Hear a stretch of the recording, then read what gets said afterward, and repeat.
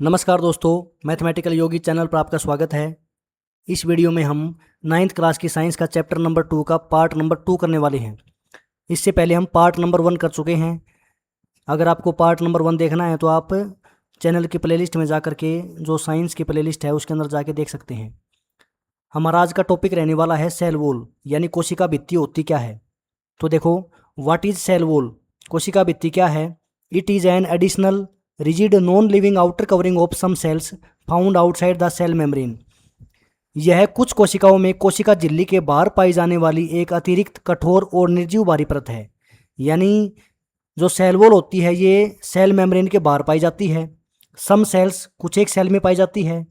Non living होती है यानी निर्जीव होती है। रिजिड कठोर होती है। एडिशनल यानी अतिरिक्त होती है। इसका फायदा क्या है? It provides shape, strength and protection to the cell. यह कोशिका को आकार, मजबूती और सुरक्षा प्रदान करती है। Where is cell wall found? कोशिका भित्ति कहाँ पाई जाती है? पहला है इन प्लांट सेल्स, पादप कोशिकाओं में। इन फंजाई सेल्स, कवक कोशिकाओं में। इन मोस्ट बैक्टीरिया, अधिकतर जीवाणुओं में। Not present in animal cells, जंतु कोशिकाओं में सेल वॉल यानी कोशिका भित्ति नहीं होती है। जो सेल वॉल है वो मुख्यतः जो 3 हमारे पास ये ऑर्गेनिजम्स हैं इनके अंदर पाई जाती हैं, यानी प्लांट्स के अंदर पाई जाती हैं, फंजाई के अंदर पाई जाती हैं। मोस्टली बैक्टीरिया जो होते हैं उनके अंदर सेल वॉल पाई जाती है। जो प्लांट सेल्स होते हैं उनके अंदर दोनों होती हैं, सेल वॉल भी होती है और सेल मेम्ब्रेन भी होती है। अगला, यहाँ पर दोनों के डायग्राम दिखाए गए हैं, प्लांट सेल के भी और एनिमल सेल के भी। प्लांट सेल के अंदर सबसे बाहर होती है सेल वॉल, कोशिका भित्ति, और उसके अंदर होती है सेल मेम्ब्रेन। लेकिन एनिमल सेल के अंदर बाहर सिर्फ होती है सेल मेम्ब्रेन यानी कोशिका झिल्ली। इसके अंदर सेल वॉल नहीं होती है। इसके अंदर सेल वॉल नहीं होती है। अगला, plants need a rigid cell wall. पादपों को यानी पौधों को कठोर कोशिका भित्ति क्यों चाहिए? इसके अंदर 4 पॉइंट है। देखो, पहला पॉइंट है plants can not move from place to place. पौधे एक जगह से दूसरी जगह भ्रमण नहीं कर सकते हैं। To withstand environmental stresses like wind and rain. यह हवा और वर्षा जैसी प्राकृतिक स्ट्रेसेज को सहन करने के लिए ज़रूरी हैं। यानी अगर सेल वॉल नहीं होगी तो पेड़ पौधे हवा में या बारिश में एक जगह पर खड़े नहीं रह पाएंगे। अगला है helps leaves and flowers remain firm. पत्तियों और फूलों को दृढ़ बनाए रखती हैं। अगला है maintains the shape of plant body and keeps the plant upright. पादप के शरीर का आकार बनाए रखती है और इसे सीधा खड़ा रखने में मदद करती है। इसलिए जो सेल वॉल है वो ज़रूरी है। Main functions of cell wall, कोशिका भित्ति के मुख्य कार्य क्या हैं? पहला है provides shape and rigidity to the cell. कोशिका को आकार और कठोरता प्रदान करता है। अगला पॉइंट है give mechanical strength and protection. कोशिका को यांत्रिक मजबूती और सुरक्षा देती है। तीसरा है prevents the cell from bursting when excess water enters. जब ज़्यादा मात्रा में पानी सेल के अंदर जाएगा तो उसको फटने से बचाती है सेल वॉल। चौथा पॉइंट है allows water and some dissolved minerals to pass through. जल और कुछ घुले खनिजों को आर पार जाने देती है, यानी ये परमेबल होती है। अगला है helps plant roots absorb water and nutrients from soil. पादप जड़ों को मृदा से जल और पोषक तत्वों को अवशोषित करने में सहायता करती है। अगला है cell wall vs cell membrane, यानी सेल वॉल और सेल मेम्ब्रेन के बीच में क्या डिफरेंस है? तो देखो, विशेषता के आधार पर, यहाँ पर विशेषता के आधार पर यानी फीचर के आधार पर जो सेल वॉल है, जो कोशिका भित्ति है, और जो सेल मेम्ब्रेन है यानी जो कोशिका झिल्ली है, उनके बीच में क्या डिफरेंस है? पोजीशन कहाँ पाई जाती है? सेल वॉल झिल्ली के बाहर, यानी जो सेल मेम्ब्रेन होती है, सेल जो होती है उसके बाहर तो होती है ये सेल मेम्ब्रेन, और इसके भी बाहर पाई जाती है कोशिका भित्ति यानी सेल वॉल। लेकिन जो सेल मेम्ब्रेन है वो तो अंदर पाई जाती है सेल वॉल के। सेल वॉल के अंदर जो होती है ये वाली, इसको हम बोलते हैं सेल मेम्ब्रेन। इसके बाद में है नेचर, प्रकृति क्या होती है? जो सेल वॉल होती है, सेल वॉल नॉन लिविंग यानी निर्जीव होती है। ये बाहर वाली जो परत होती है ये नॉन लिविंग होती है भाई, निर्जीव। लेकिन जो सेल मेम्ब्रेन है वो होती है सजीव, यानी जो अंदर वाली परत है वो होती है सजीव। उसके बाद में है स्ट्रेंथ, कठोरता।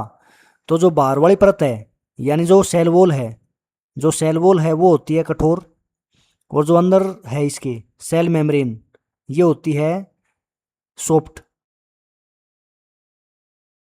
ये क्या होती है, सॉफ्ट होती है, यानी ये होती है थिन और फ्लेक्सिबल, पतली और लचीली होती है भाई। उसके बाद में है कंपोजिशन, संघटक किससे मिलकर बनी होती है। जो सेल वॉल है उसमें मुख्यतः सेलुलोज होता है, और जो सेल मेम्ब्रेन है वो बनी होती है लिपिड से और प्रोटीन से। इसके अलावा भी होते हैं लेकिन मुख्यतः ये होते हैं। उसके बाद में है परमेबिलिटी यानी भेद्यता। सेल मेम्ब्रेन के अंदर लगभग सारे पार्टिकल बाहर या अंदर आ जा सकते हैं, लेकिन सारे का मतलब ये नहीं है कि कोई भी घुस जाएगा। उसकी साइज 1 नैनोमीटर से 2 नैनोमीटर के आसपास होनी चाहिए भाई। उसकी साइज 1 नैनोमीटर से 2 नैनोमीटर के आसपास होनी चाहिए, तभी घुस पाएगा। ये नहीं है कि सारे घुस गए, कोई छोटा हो चाहे बड़ा हो।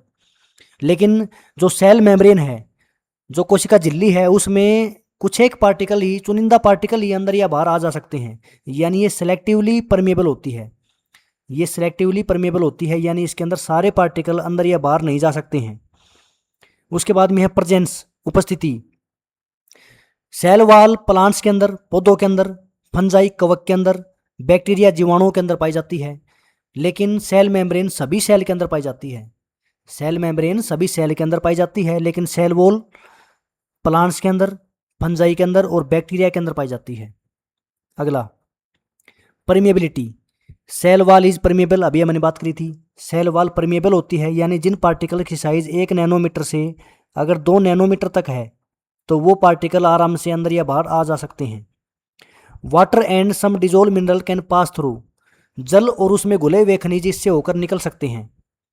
Together with the selectively permeable cell membrane it helps in absorption of water and nutrients by the plant roots, यानी दोनों मिलके, सेल वॉल और सेल मेम्ब्रेन दोनों मिलके पौधों की जो जड़ें होती हैं, पौधे की जो जड़ें होती हैं उसके द्वारा मृदा से पानी और खनिजों को अवशोषित करने में मदद करती हैं।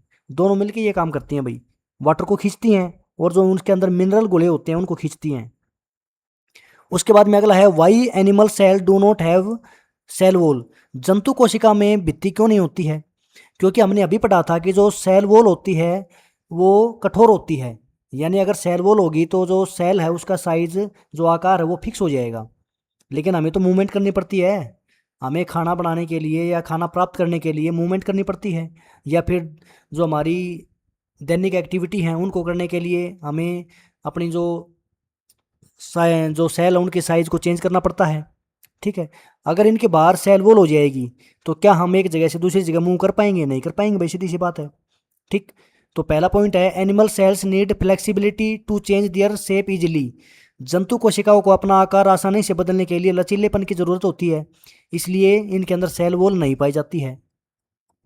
दूसरा, this flexibility supports the overall movement and functioning of animal tissues, यह कोशिकीय लचीलापन जंतु ऊतकों की कुल गति और कार्य प्रणाली को सहारा देता है।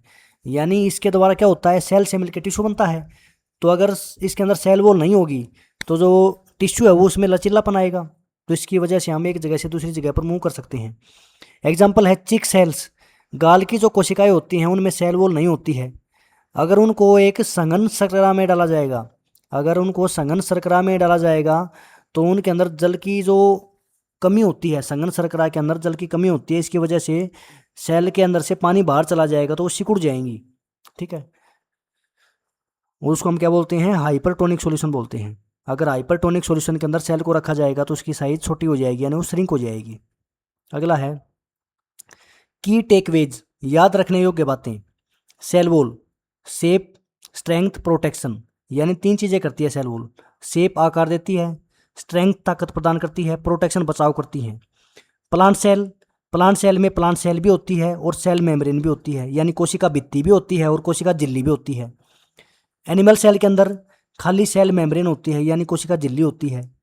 सेल वॉल रिजिड कठोर होती है, नॉन लिविंग निर्जीव होती है, परमेबल भेद्य होती है।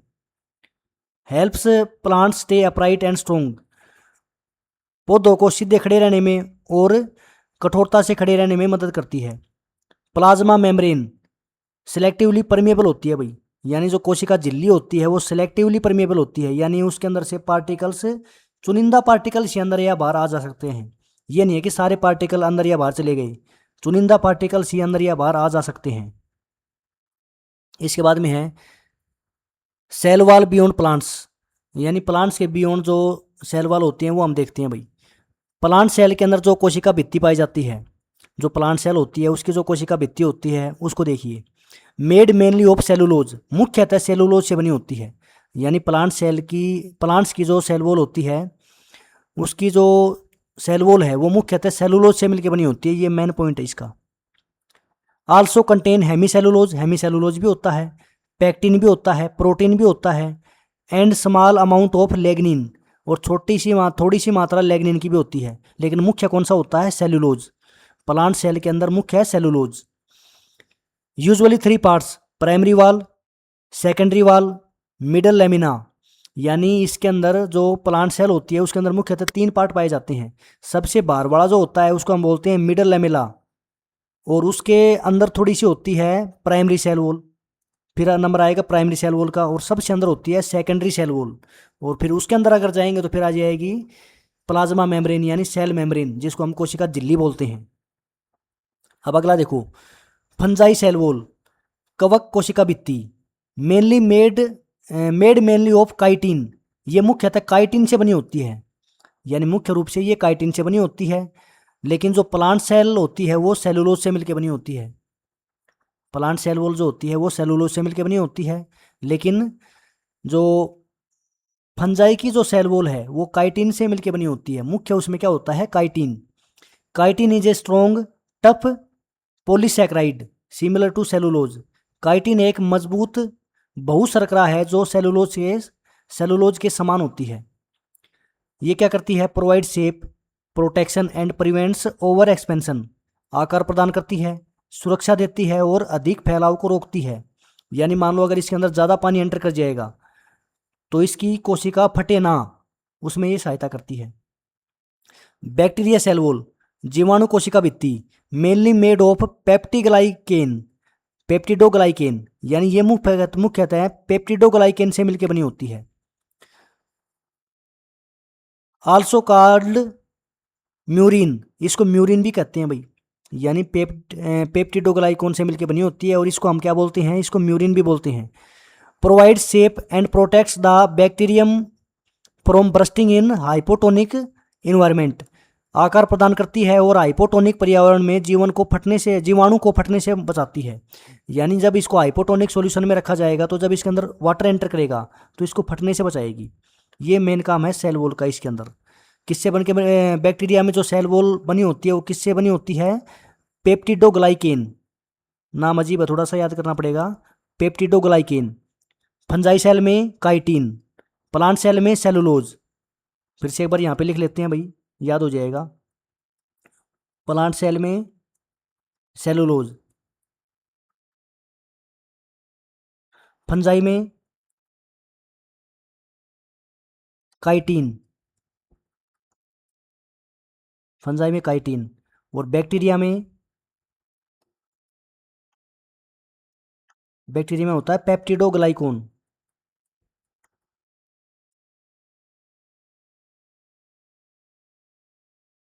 पेप्टिडोग्लाइकेन, फंजाई में काइटिन और प्लांट्स में सेलुलोज। अगला कंपोजिशन कंपैरिजन, यानी संरचना की तुलना करनी है अब की बार। तो देखो, प्लांट सेल है यहाँ पर है फंजाई सेल वॉल, और यहाँ पर है bacteria cell wall. Main material यानी मुख्य पदार्थ क्या होता है? तो हमने अभी पढ़ा था, प्लांट सेल के अंदर मुख्य पदार्थ होता है सेलुलोज, फंजाई के अंदर क्या होता है? काइटिन, और बैक्टीरिया सेल वॉल के अंदर क्या होता है? पेप्टिडोग्लाइकेन। उसके बाद में देखो, पॉलीसैकेराइड टाइप यानी बहुशर्करा का प्रकार कौन सा होता है? प्लांट सेल वॉल के अंदर होता है ग्लूकोज पॉलीमर, और फंजाई सेल वॉल के अंदर होता है एन एसिटाइल ग्लूकोसमाइन पॉलीमर। और जीवाणु कोशिका की भित्ति जो होती है उसके अंदर होता है एन एसिटाइल ग्लूकोसमाइन और N acetyl muramic acid. Other components, यानी इसके अलावा सेलुलोज के अलावा प्लांट सेल में क्या होता है? हेमीसेलुलोज होता है, पैक्टिन होता है, प्रोटीन्स होता है, और थोड़ी मात्रा में लिग्निन होता है। लेकिन फंजाई सेल में क्या होता है? प्रोटीन्स होते हैं, ग्लूकेन्स होते हैं, मेनेंस होते हैं, लेकिन ये थोड़ी मात्रा में होते हैं। बैक्टीरिया सेल के अंदर जो बैक्टीरिया सेल वॉल होती है उसके अंदर टेक्टोइक एसिड कुछ एक बैक्टीरिया में होता है और प्रोटीन्स होते हैं। फंक्शन कार्य क्या है भाई इनका? शेप प्रोवाइड करते हैं सेल को, सपोर्ट प्रदान करते हैं, प्रोटेक्शन, प्रिवेंट्स ब्रस्टिंग, फटने से बचाते हैं। और फंजाई सेल के अंदर शेप प्रोवाइड करते हैं, सपोर्ट करते हैं, प्रोटेक्शन देते हैं, प्रिवेंट्स डिहाइड्रेशन, उनके अंदर पानी की कमी ना हो इसका कार्य करते हैं। शेप, प्रोटेक्शन, ऑस्मेटिक लाइसिस, यानी लगभग सभी के जो कार्य हैं वो लगभग सेम से हैं। परमिएबिलिटी, देखो जो प्लांट सेल होती है वो होती है फुल्ली परमिएबल। फंजाई की जो सेल वॉल होती है वो भी फुल्ली परमिएबल है, लेकिन जो बैक्टीरिया की सेल वॉल है वो जनरली परमिएबल होती है, यानी छिद्र युक्त होती है। अगला, roles of cell wall in different organisms, विभिन्न जीवों में कोशिका भित्ति के कार्य। तो सबसे पहले हम देखते हैं प्लांट्स के अंदर यानी पौधों के अंदर, provides mechanical strength and rigidity, यांत्रिक मजबूती और कठोरता प्रदान करती है। दूसरी बात, maintain shape and upright position, आकार बनाए रखती है और पौधे को सीधा खड़ा रहने में मदद करती है। Protects from mechanical injuries and pathogens, यांत्रिक चोटों और रोगजनकों से सुरक्षा प्रदान करती है। Helps in osmosis by preventing bursting in hypotonic condition, यानी जब हाइपोटोनिक कंडीशन आती है तब इसको फटने से बचाती है। ये सेल वॉल का काम है प्लांट्स के अंदर यानी पौधों के अंदर। अब देखते हैं फंजाई के अंदर यानी कवकों के अंदर, gives shape and structural support, आकार और संरचनात्मक सहारा प्रदान करती है। प्रोटेक्ट्स फ्रॉम इन्वायरमेंटल स्ट्रेसेस, पर्यावरणीय तनावों से मुक्त करती है। ये दो काम इसके अंदर है भाई फंजाई के अंदर। बैक्टीरिया के अंदर क्या काम है इसके सेल वॉल के? मेंटेन शेप, आकार बनाए रखती है। Protects from bursting in hypotonic solution, hypotonic solution में इसको फटने से बचाती है। Provides attachments sites for some structures like flagella, कुछ संरचनाओं जैसे फ्लैजेला से जुड़ने में स्थान प्रदान करती है। स्पेशल पॉइंट यानी विशेष बातें क्या हैं ये याद करो भाई। अब cell wall is outside the cell membrane, कोशिका भित्ति कोशिका झिल्ली के बाहर होती है, ये हमने पढ़ा है। Cell wall is non living, cell wall निर्जीव होती है, ये भी पढ़ा है। But cell membrane is living, लेकिन जो कोशिका झिल्ली होती है वो सजीव होती है। Cell wall gives plant shape, support and protection, कोशिका भित्ति पौधों को आकार, सहारा और सुरक्षा प्रदान करती है। Animal cells do not have a cell wall, जंतु कोशिकाओं में कोशिका भित्ति नहीं होती है, ये भी पढ़ा है हमने। All three plants, fungi, bacteria have cell walls but made up of different materials, यानी जो प्लांट्स होते हैं, फंजाई होते हैं, बैक्टीरिया होते हैं, इनकी सेल वॉल तीनों के पास होती है लेकिन अलग अलग मटेरियल से बनी होती है। अभी हमने बात करी थी प्लांट्स मुख्यतः किससे बन के बने होते हैं? सेलुलोज से। फंजाई काइटिन से। बैक्टीरिया जो होते हैं वो किससे मिलकर बने होते हैं? पेप्टिडोग्लाइकेन से। यहाँ पर नीचे दिया भी गया है देखो, प्लांट्स सेलुलोज से, फंजाई काइटिन से और बैक्टीरिया पेप्टिडोग्लाइकेन से।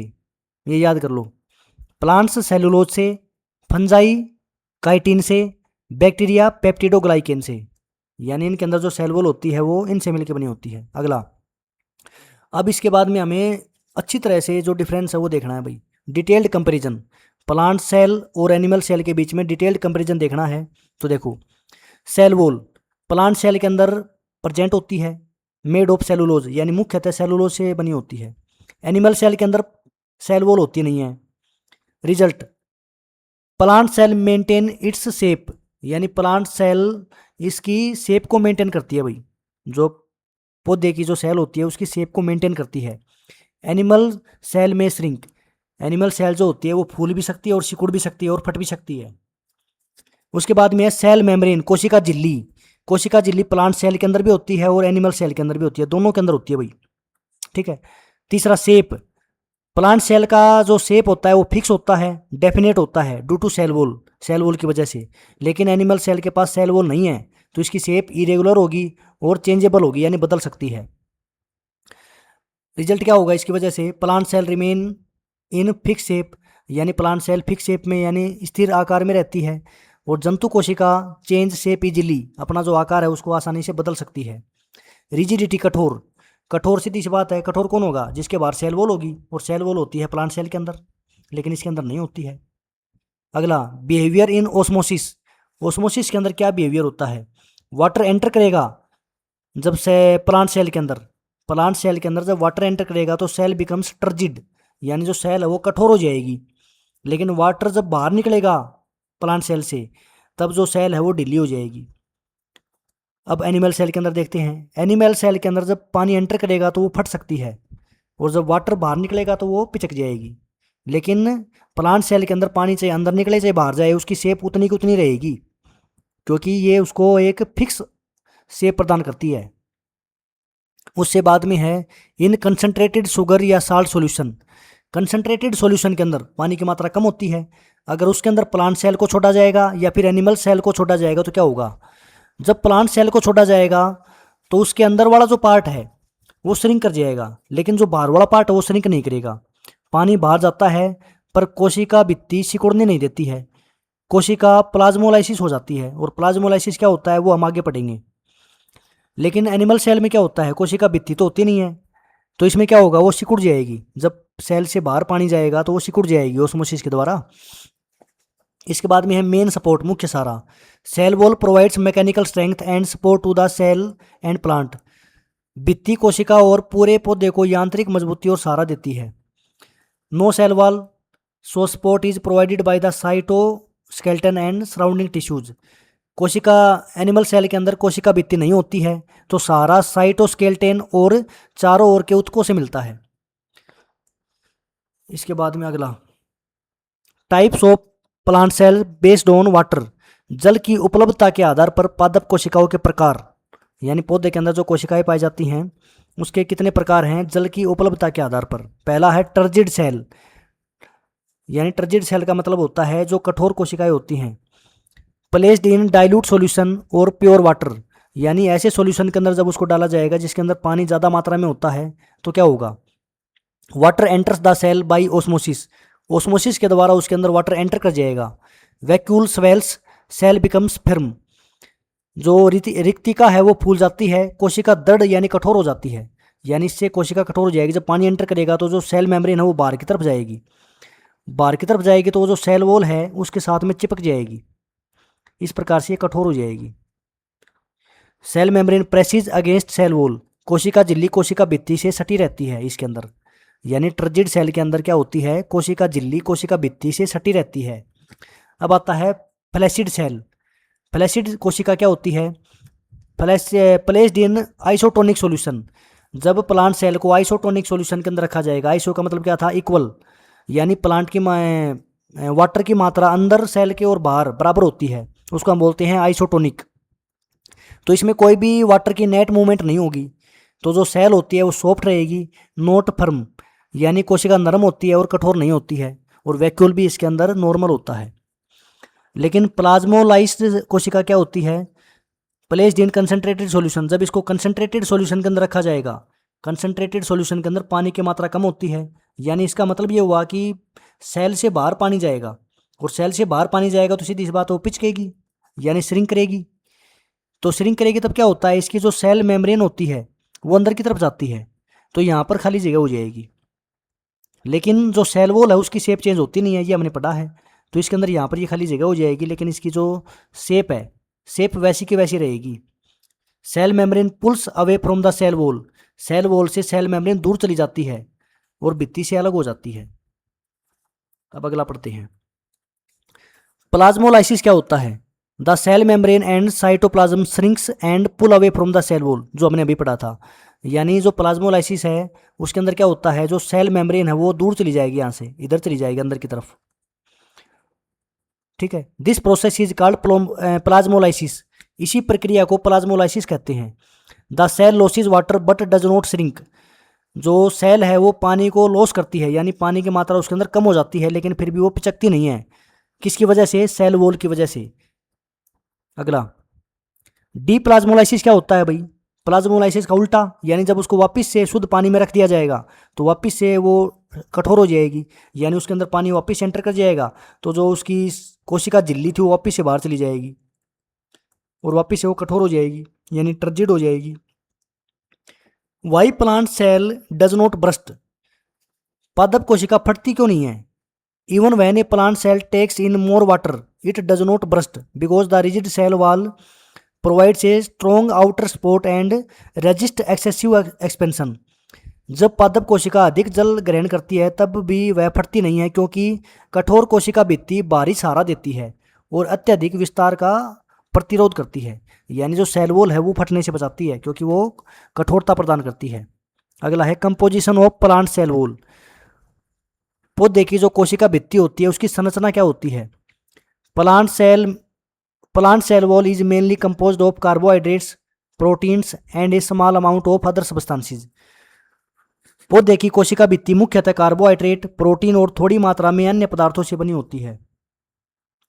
तो देखिए इसके अंदर क्या क्या होता है। इसके अंदर होता है 60 से 90% सेल्यूलोज, 5 से 30% हेमी सेल्यूलोज, 10% से कम पेक्टिन और 10% से कम प्रोटीन, ये इसके अंदर होते हैं भाई।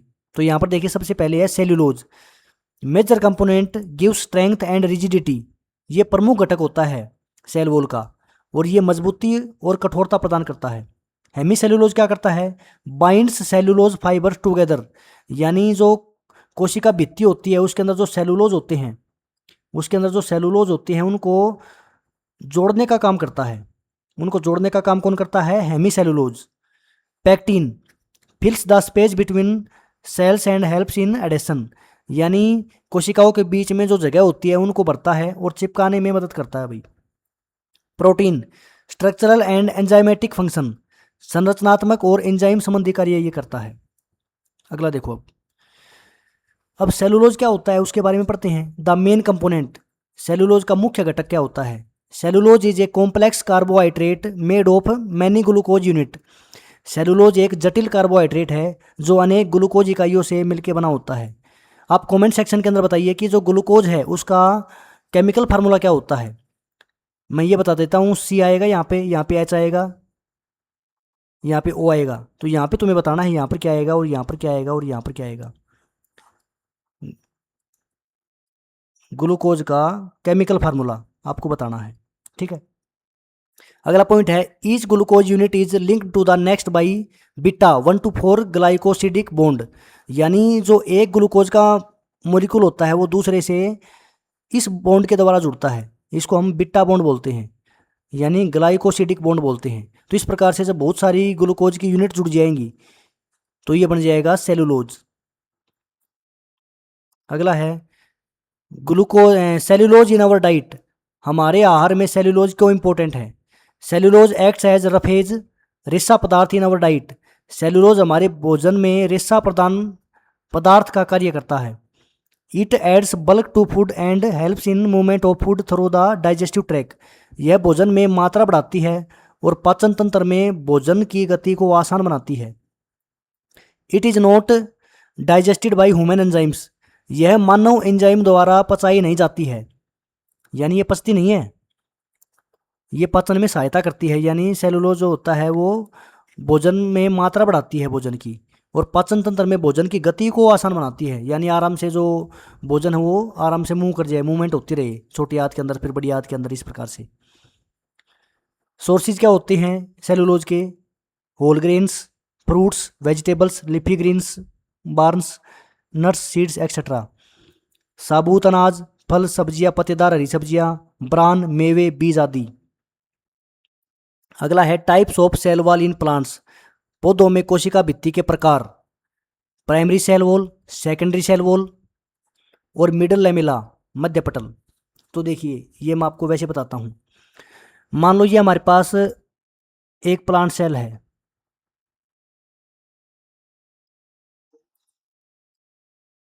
मैं इसके अंदर आधा डायग्राम बनाता हूँ।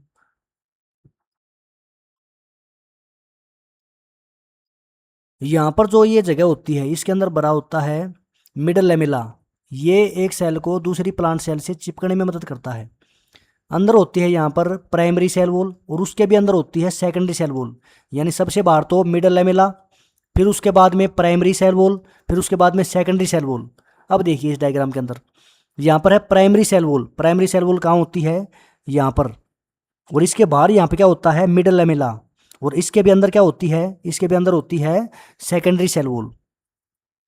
जैसे इसके अंदर देखिए बाहर तो हो गया ये मिडल लेमिला, सॉरी ये तो हो गया मिडल लेमेला, और इसके अंदर यहाँ पर ये जो है ये होती है प्राइमरी सेल वॉल, और इसके अंदर भी जो है वो होती है सेकेंडरी सेल वॉल। और इसके अंदर क्या आ जाएगा फिर, इसके अंदर आ जाएगी प्लाज्मा मेम्ब्रेन यानी सेल मेम्ब्रेन, जिसको हम कोशिका झिल्ली बोलते हैं।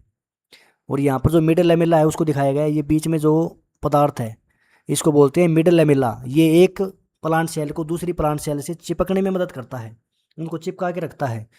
यहाँ पे लिखा भी हुआ है act acts like a glue and holds cell together, गोंद की तरह काम करता है और कोशिकाओं को जोड़ कर रखता है। इसके बाद में आगे देखिए। तो इस प्रकार से हमारे ये पूरा टॉपिक था सेल वॉल। अगर आपको वीडियो में दी गई जानकारी अच्छी लगी हो तो वीडियो को लाइक करें, चैनल को सब्सक्राइब करें, वीडियो को शेयर करें। Thanks for watching.